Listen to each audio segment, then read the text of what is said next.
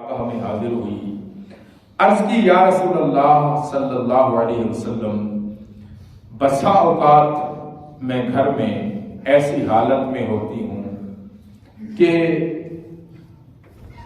کسی اور کے سامنے اس حالت میں آنا مجھے گوارا نہیں ہے۔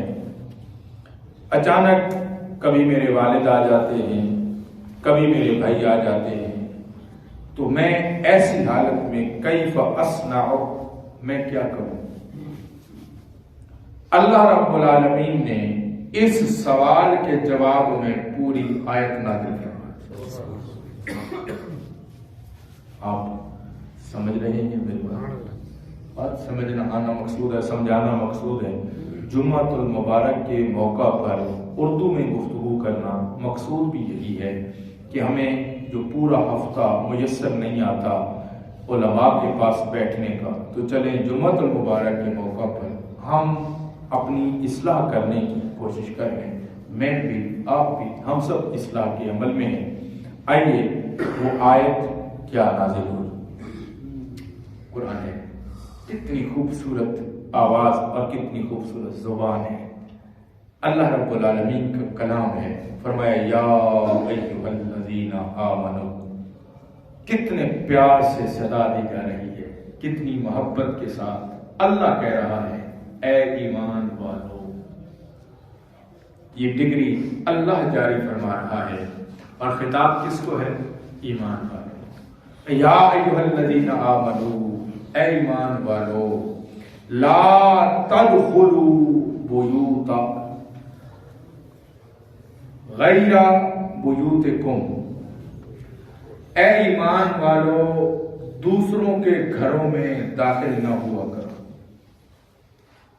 کب؟ حتیٰ، اللہ رب العالمین نے وضاحت پوری فرما دی، اتنے سادہ شفاف کھلے الفاظ میں، کوئی بات ڈھکی چھپی نہیں ہے، بالکل واضح ہے۔ حتیٰ تستانسوا وتسلموا علی اہلہا، اس وقت تک کسی کے گھر میں داخل نہ ہو جب تک اجازت نہ مانگ لو، ان گھر والوں پر سلام نہ کرو، ان گھر والوں پر سلام نہ کر لو، اجازت نہ مانگ لو، اس وقت تک تمہیں گھر میں جانے کی اجازت نہیں ہے۔ احادیث صحیحہ کی روشنی میں بیٹا اپنے باپ کے گھر میں اس وقت تک داخل نہیں ہو سکتا جب تک باپ یا ماں اس کو اپنے گھر میں داخل ہونے کی اجازت مرحمت نہ فرما دے۔ کتنی بڑی بات ہے، کتنا خوبصورت دین ہے۔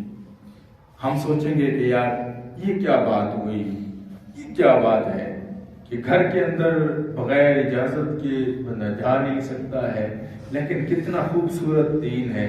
دین چاہتا یہ ہے تیرا گھر بھی محفوظ رہے، تیرا معاشرہ بھی محفوظ رہے۔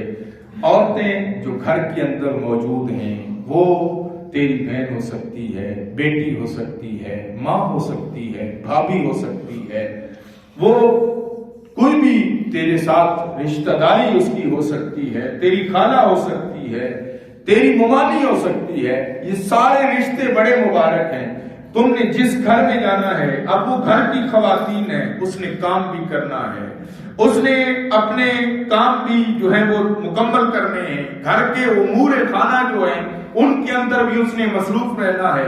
یقیناً جب وہ امور خانہ میں مصروف ہے، کبھی کپڑے دھو رہی ہے، کبھی برتن دھو رہی ہے، کبھی گھر کی صفائی کر رہی ہے، کبھی کھانا بنا رہی ہے، گھر میں جو ہے چار دیواری میں جو ہے اس کے یہ امور خانہ جو اس کی ذمہ داری میں ہے، یہ سارے کام اس نے کرنے ہیں، تو یہ کام کرتے ہوئے کبھی اس کے سر پہ کپڑا نہیں ہو سکتا۔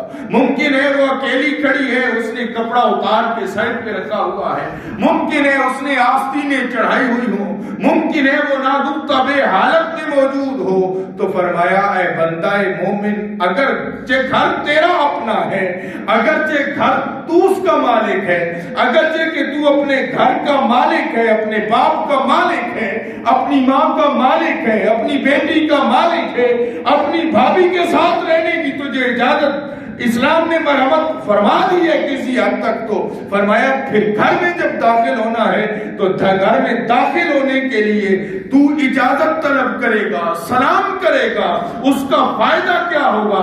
فرمایا ظاہری طور پر تو تجھے مشکل لگ رہا ہے، لیکن آنے والے وقت کے لیے ہم نے تجھے یہ نصاب دے دیا ہے، یہ نظام دے دیا ہے کہ اے بندہ مومن، اس سے تیری اپنی عزت بھی محفوظ ہو گئی ہے، تیرے گھر کی عزت بھی محفوظ ہو گئی ہے، تو خود بھی محفوظ ہو گیا ہے، تیری نگاہیں بھی محفوظ ہو گئی ہیں، تیری نگاہوں کے اندر بھی حیا پیدا ہو گیا ہے، تیرے اس عمل کی بدولت تیرے گھر والے بھی حیا کا پیکر بن جائیں گے، تیرے بچوں پر یہ اثر پڑے گا۔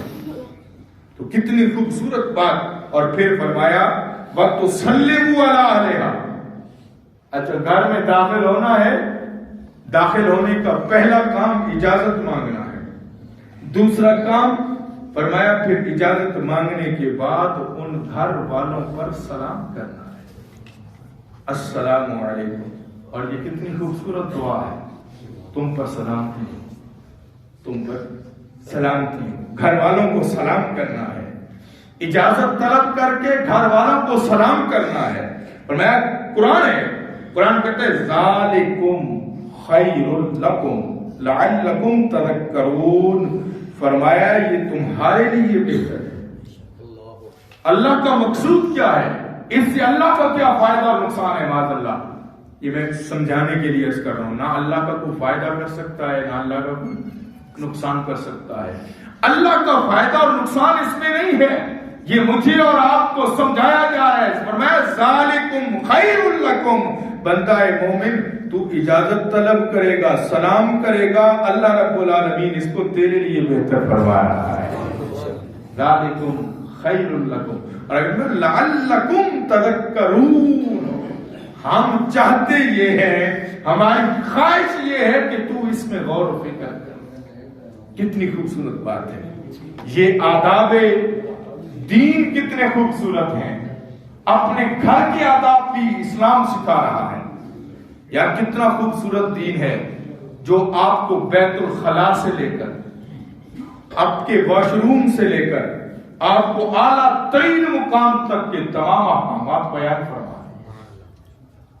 کیا خیال ہے بھئی؟ اسلام ہے یوم اکملت لکم دینکم، قرآن ہے ہم نے تمہارے لیے تمہارا دین مکمل کر دی ہے۔ میں نے شروع میں یہ بات عرض کی کہ یہ میرا اور آپ کی شکل دیکھ کر میرے رب نے احسان نہیں کیا ہے، یہ محمد مصطفیٰ کا امتی ہونے کے صدقے سے یہ آپ اور میں اب کسی کے محتاج نہیں ہے، ہمیں کسی کے در پہ جانے کی ضرورت نہیں ہے، ہمیں انجیل زبور پڑھنے کی ضرورت نہیں ہے، ہمیں کسی کا دروازہ کھٹکھٹانے کی ضرورت نہیں ہے، ہمیں اللہ نے دین بھی مکمل دے دیا ہے، نبی بھی خاتم النبیین عطا فرما دیا ہے، قیامت تک کے لیے اللہ نے احسان کر دیا ہے، اب قیامت تک ہماری تشنگی رب نے دور فرما دی ہے۔ فرمایا تم اپنے دین کے لیے کسی اور کے دروازے پر نہیں جانا پڑے گا، بس جب بھی دل کرے نصاب ہم نے دے دیا ہے، کھولنا تیرا کام ہے۔ میں وہ نصاب کیا ہے؟ فرمایا ہم نے تجھے قرآن اپنے محبوب کے وسیلہ سے دے دیا ہے، اب جب بھی دل کرے اس نصاب کو کھول کر اپنے احکامات پڑھ لے۔ لیکن ہم نے تو اس کو بنا دیا الماریوں کے لیے، ہم نے تو اسے رکھ دیا اپنی بیٹی کی رخصتی کے وقت شوق کرنے کے لیے، ہم نے تو اس قرآن کے ساتھ اتنا کھلواڑ کیا، اتنا مذاق کیا، اس قرآن کی اتنی توہین ہم نے کی کہ اس قرآن کو سویڈن والے چلا رہے ہیں، کبھی گاڑیوں کے نیچے روند رہے ہیں۔ آپ کو معلوم ہے آج سے 10 سال تقریباً پہلے، 9 سال پہلے قرآن مجید باقاعدہ روڈ کے اوپر رکھ کر اوپر گاڑیاں چلائیں گے۔ اس پر استغفر اللہ کرنے کی ہمیں کیا ضرورت ہے؟ سچ یہی ہے، اس کو یہ جرت دی کس نے؟ ہمت ہے کسی کی؟ اس کو یہ جرت دی کس نے؟ میں نے دی، ہم سب نے دی۔ ہم نے تو قرآن سے وفا نہیں کی، بھائی ہم تو قرآن کا مذاق اڑا رہے ہیں. آپ دیکھیں سوشل میڈیا پر ایک آدمی قرآن کو جوتا کر کے کھڑا ہے, میں بھی اسے شیئر کیے جا رہا ہوں. اچھا جی, جو لعنت نہیں کرے گا وہ لعنتی ہے. کبھی غور کیا ہے میں اس کو جو شیئر کر رہا ہوں, میرے کتنے فالوورز ہیں فیس بک پر, وہ اس کو دیکھ رہے ہیں, میں نے کتنے لوگوں کو اپنے قرآن کی توہین دکھا دی. بات سمجھ آ رہی ہے؟ کیا میں اس میں شریک نہیں ہوا؟ میں شریک ہو گیا اس قرآن کی توہین کرنے میں. ہونا تو یہ چاہیے تھا کہ مجھے وہ جو آئی تھی, وہ کلپ آیا تھا, وہ تصویر آئی تھی جو میرے پاس آئی تھی, میں اس کو ڈیلیٹ کر دیتا, میں اس کو رد کر دیتا. میں آگے مسلمانوں کو بھیج رہا ہوں, دیکھو قرآن کی توہین کیسے ہو رہی ہے.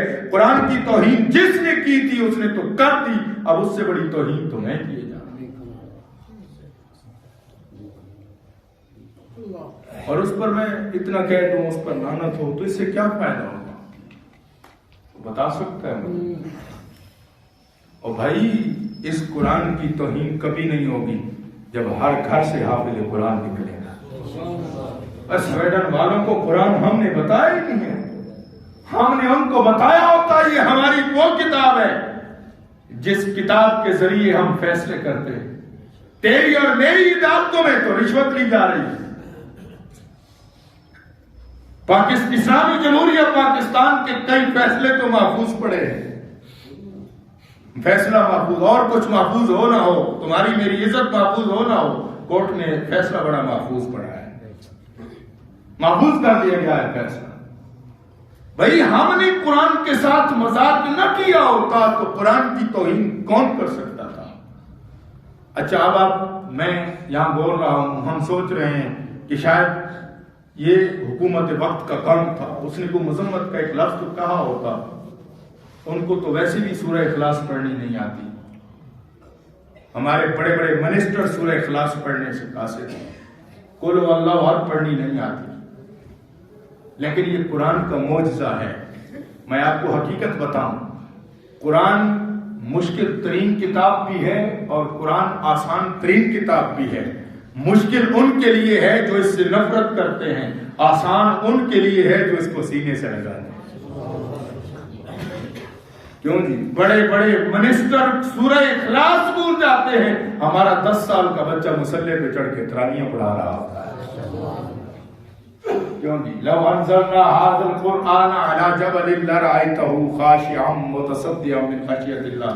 جس قرآن کو پہاڑ نہیں اٹھا سکتے اس قرآن کو 10 سالہ بچہ اٹھائے پھرتا ہے. نہیں آپ کو میری بات سمجھ؟ یہاں قرآن پڑھنے والوں کو ڈیموٹ کیا جاتا ہے اور ملالہ یوسفزئی جیسی لڑکی کو پروموٹ کیا جاتا ہے. وجہ کیا ہے؟ وجہ یہ ہے کہ قرآن سے نفرت ہے. پھر انہیں سورہ اخلاص نہیں آنی اس لیے کہ وہ قرآن سے نفرت کرتے ہیں. ارے قرآن کی توہین اس وقت ہوگی جب ہم قرآن کو پس پش ڈال دیں گے, جب اس نصاب کو پڑھیں گے نہیں, اپنے بچوں کو پڑھائیں گے نہیں. بتائیں مجھے ایمانداری سے, ہم نے تو قرآن کے لیے ٹیوشن کا بندوبست کر رکھا ہے. ہم نے کبھی کسی بچے کو اٹھا کر مسجد میں استاد کے پاس لے گئے, استاد جی اسے بیٹھ کر سورہ فاتحہ پڑھا دیں, اسے قرآن کا ترجمہ پڑھا دیں.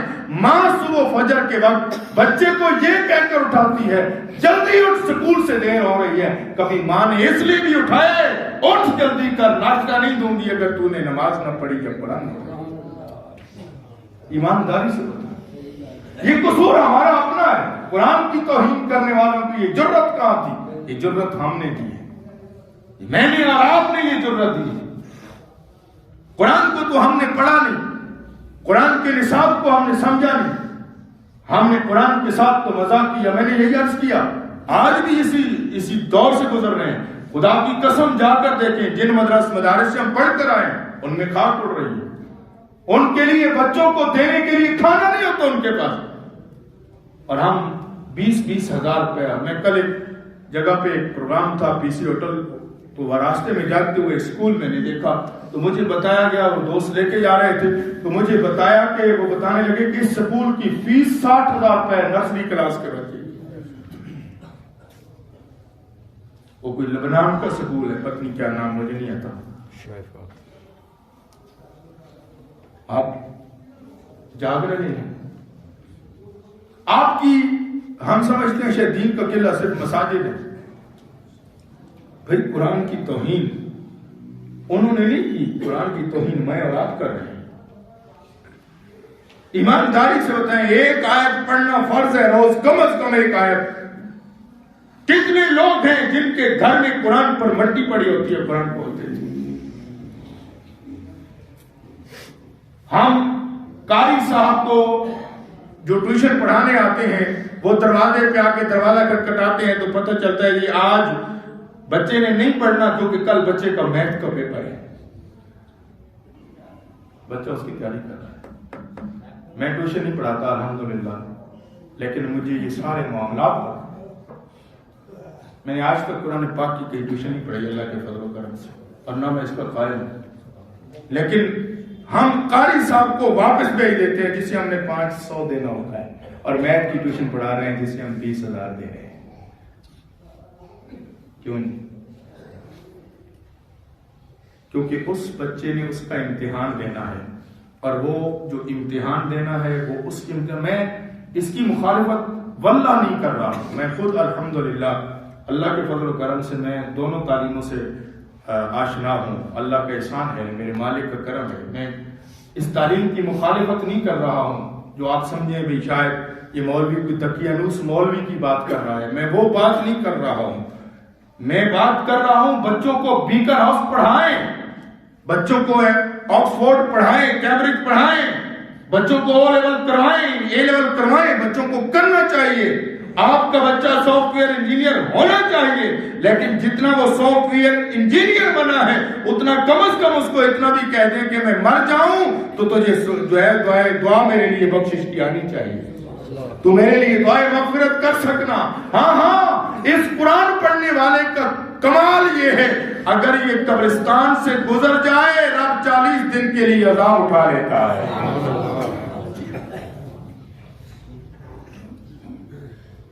عقیل سمجھ کے بجھا دیا جنہیں تو نے وہی چراغ جلیں گے تو روشنی ہوگی. تو پھر قرآن کی توہین تو ہونی ہے میرے بھائی. قرآن ہے، قرآن ہے. میں قرآن کھول کے عرض کر رہا ہوں، قرآن نے میرے لیے آپ کے لیے نصاب دیا ہے. دیکھیں میں نے عرض کیا گھر میں داخل ہونا بھی کوئی بات تھی؟ بھائی ہر کوئی اپنے گھر آتا ہے. اسلام نے قرآن نے اس کے داخلے کے آداب بھی سکھا دیے. دیکھیں گھر میں آپ نے بھی جانا ہے، میں نے بھی جانا ہے. ہم سب ایک دوسرے اپنے اپنے گھروں میں رہتے ہیں، گھر میں جانا ہے. ہمیں اس سے کیا غرض تھی؟ گھر میں داخل ہوں، بایاں پاؤں رکھیں، دایاں پاؤں رکھیں، جس طرح مرضی داخل ہوں. لیکن میرے نبی کریم علیہ الصلوۃ والسلام نے، ہمارے پیارے آقا علیہ الصلوۃ والسلام نے کتنا کمال کا درس دیا. فرمایا سن، اگر گھر میں داخل ہو دایاں پاؤں رکھ کے دعا پڑھ لے، جب تک تو گھر میں رہے گا رب تجھے ثواب عطا فرماتا ہے. بیٹا پیارا دین، کتنی خوبصورت بات ہے، کتنا خوبصورت دین ہے آپ کے اور میرے لیے. یہ دروازہ کھلا رکھے، کتنا خوبصورت دین ہے. لیکن میرے بھائی ہم نے اس دین کو سمجھنے کی کوشش نہیں. اس لیے یہ دونوں باتیں میں مذمتی قرارداد بھی پیش کر رہا ہوں. قرآن کو جنہوں نے جلایا ہے ان سے کم از کم سفارتی تعلقات تو ختم ہونے چاہیے. کم از کم وہ سلطان عبد الحمید آخری سلطنت عثمانیہ کا جو بادشاہ گزرا ہے، بڑا عاشق رسول تھا. جب اسے پتا چلا کہ جرمنی والوں نے رسول اللہ صلی اللہ علیہ وسلم کی توہین کی تو اس نے جرمنی کے سفیر کو بلا کر کہا یا تو یہ الفاظ واپس لو وگرنہ پھر ہم آ رہے ہیں. اندر کچھ ہو تو پھر ہے نا، کیوں نہیں؟ اندر کچھ ہو تو پھر ہے نا. اندر جب کچھ نہیں ہوگا تو پھر یہی حال ہوگا. ہم یہ حکومت وقت سے گزارش کرتے ہیں کہ بھائی مسلمان ہونے کی حیثیت سے سفارتی تعلقات توڑو، لیکن میرے بھائی کیا کسی پر کافی ہو جائے گا؟ گھر گھر میں تو قرآن کی توہین ہو رہی ہے. اگر ان سے تو سفارتی تعلقات توڑ دے تو ہمارے ساتھ کیا ہونا چاہیے؟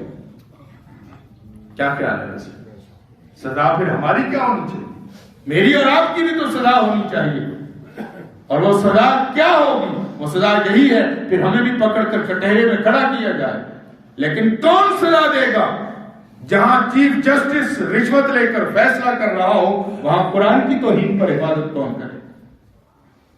قرآن کی ناموس کی حفاظت کون کرے گا؟ جہاں قرآن سامنے رکھ کر یوں کہا جاتا ہے میں حلف دیتا ہوں قرآن پہ ہاتھ رکھ کے جو کہوں گا سچ کہوں گا، سچ کے علاوہ کچھ نہیں کہوں گا۔ ایک قاتل کو چھڑانے کے لیے وکیل 10 لاکھ کی فیس لے کر پتہ ہے اس نے قتل کیا ہے، کیس لڑ رہا ہے اس بات پر کہ اس کو چھڑانا ہے اور اس کو ثابت کرنا ہے کہ یہ قاتل نہیں ہے، ادھر وہ کہتا ہے لا الہ الا اللہ محمد رسول اللہ، اذان ہوتی ہے، وکیل صاحب دوڑ کر مسجد میں بھی کھڑے ہیں۔ معافی چاہتا ہوں اگر کوئی وکیل بیٹھا ہے تو میں اس کی توہین نہیں کر رہا۔ میرے بھائی جب دین کا مذاق اتنا ہوگا تو پھر کافر قرآن کی توہین نہیں کرے گا تو کیا کرے گا؟ مجھے بات یاد آ رہی ہے کہ حضرت امام محمد رحمت اللہ تعالی علیہ باہر نکلے نا باہر تو ایک یہودی نے کلمہ پڑھ لیا۔ اب اس کو کیا خبر، کسی یہودی نے اس سے پوچھا کہ تجھے کیا ہوا؟ اب اسے چھوٹا اور بڑے کی سمجھ تو اتنی کوئی نہیں تھی۔ یہودی جو تھا وہ کہتا ہے یار چھوٹا محمد ایسا ہے، بڑا محمد کیسا ہوگا؟ حضور ضیاء الامت پیر محمد کرم شاہ الازہری رحمۃ اللہ علیہ، ان کی تفسیر میرے سامنے پڑی ہے ضیاء القرآن، مفسر قرآن، جسٹس رہے ہیں پاکستان کے۔ جنیوا میں قادیانیوں کے ساتھ تھا مناظرہ تھا، تو قادیانیوں کے ساتھ ضیاء دور کی بات کر رہا ہوں، جنرل ضیاء نے بھیجا تھا باقاعدہ ان کے ساتھ مناظرہ کرنے کے لیے۔ تو آپ مناظرہ جیت گئے تھے، لیکن آپ جب ایئرپورٹ پر اترے نا جاتے ہوئے جو ہی ایئرپورٹ پر اترے تو 80 یا 85 قادیانیوں نے کلمہ پڑھ کر مسلمان ہو گئے۔ انہوں نے کہا ہمارا جو دعوے دار ہے نبوت کا یہ جھوٹا ہے۔ ان کو پوچھا گیا کہ تمہیں ہوا کیا ہے، تمہیں ہوا کیا ہے، تم نے کیا دیکھ کر کلمہ پڑھا ہے؟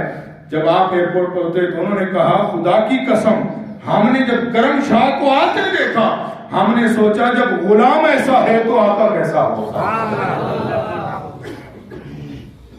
یہ شان ہے ان کے خدمتگاروں کی سرکار۔ لیکن میں اور آپ اب یہ تذکرہ کر کے آپ نے سبحان اللہ کہہ دیا، میں نے بات سنا دی، مجھے مزہ آ گیا، آپ نے بھی مزہ لے لیا، پر اتنی کا ہے نا۔ بات یہ ہے میرے بھائی اتنا کافی نہیں، صدیق کر لینے سے کافی نہیں ہے، علی کر لینے سے کافی نہیں ہے، حضور کا نام لے لینے سے کافی نہیں ہے۔ میرے بھائی کردار بھی اپنا ہوگا، اس قرآن سے محبت کرنا، خدا کے لیے قرآن سے محبت کرنا، ہمیں اس دین کا علم بردار بننا ہوگا، اور پھر کردار اس طرح اپنانا ہوگا کہ دیکھنے والا دیکھ کر کہے یار یہ امتی آ رہا ہے، اس کے نبی کا علم کیا ہوگا۔ اس لیے میرے بھائی یہ توہین جو قرآن کی ہوئی ہے نا، اس میں ہم سزا کے مستحق ہیں، ہم بنیادی اس کی جو اس کو کہتے ہیں نا، ہم اس کا پہلا مورا ہم ہیں۔ ہم نے قرآن کی توہین کی ہے، ہم اگر نہ کرتے تو کافر کو کیا ضرورت تھی، اور کافر توہین کر بھی رہا ہے، اسے کیا پتہ اس قرآن کی اہمیت کیا ہے۔